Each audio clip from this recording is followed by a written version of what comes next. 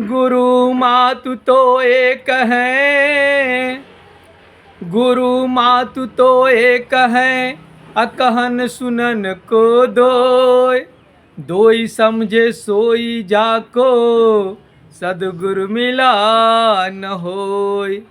गुरु और माँ दोनों एक ही होते हैं, कहने और सुनने में अंतर होता है, और ये उनके लिए अंतर माना जाता है जिनके जीवन में सद्गुरु की प्राप्ति नहीं होती है।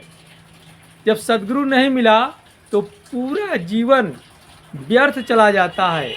माँ तो मिल जाती हैं, कितने को तो माँ भी नहीं मिल पाती हैं, बच्चा देख ही नहीं पाता उसके माँ बाप कौन है। रोड पर लावारिस जानवर की तरह लोग छोड़ देते हैं, वो तो भला हो। ऐसे संस्था वालों का, ऐसे धर्म प्रेमी कुछ सज्जनों का जो उठा करके बच्चे को लाते हैं और अपने घर में जो है अपने बच्चे का दर्जा देते हैं। ये भी ऊपर का विधान है।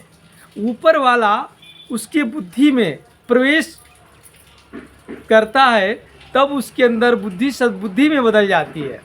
याद रखिएगा, इंसान तो वही है, लेकिन बुद्धि के भी कई प्रकार है। साधारण भाषा में समझा जाए, एक तो वो होता है कि इंसान स्वयं कमाता है, अपने लिए जीता है, खुद कमाएगा खुद खाएगा। और दूसरा, खुद भूखा रह करके दूसरे को खिलाएगा। और तीसरा प्रकार का होता है, उसे कमाने से मतलब नहीं है, तुम भूखा रहे उससे मतलब नहीं है, छीन कर खा लेगा।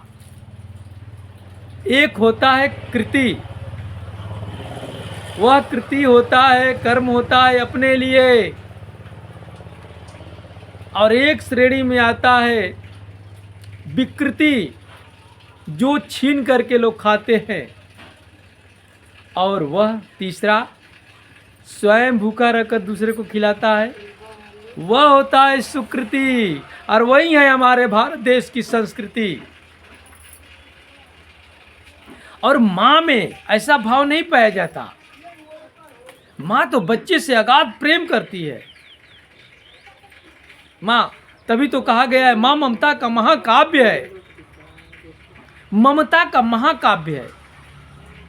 लेकिन यदि सद्गुरु की प्राप्ति न हो जीवन में तो माँ के मर्म को बताएगा कौन।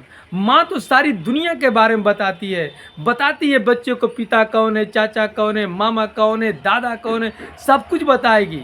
लेकिन यह बताइए, अपने बारे में कोई बता पाएगा? अपना चेहरा देख पाएंगे? या तो दर्पण हो या तो कोई बताने वाला हो।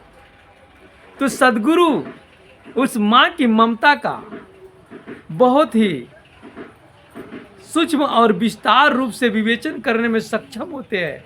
तो सद्गुरु ही बताते हैं माँ के बारे में। माँ घटघटवासी है, विश्व नियंता है, माँ ही सर्वशक्तिमान है। यह बताने का काम, अरे बताना तो छोड़ो, दिखाने का काम सद्गुरु का है।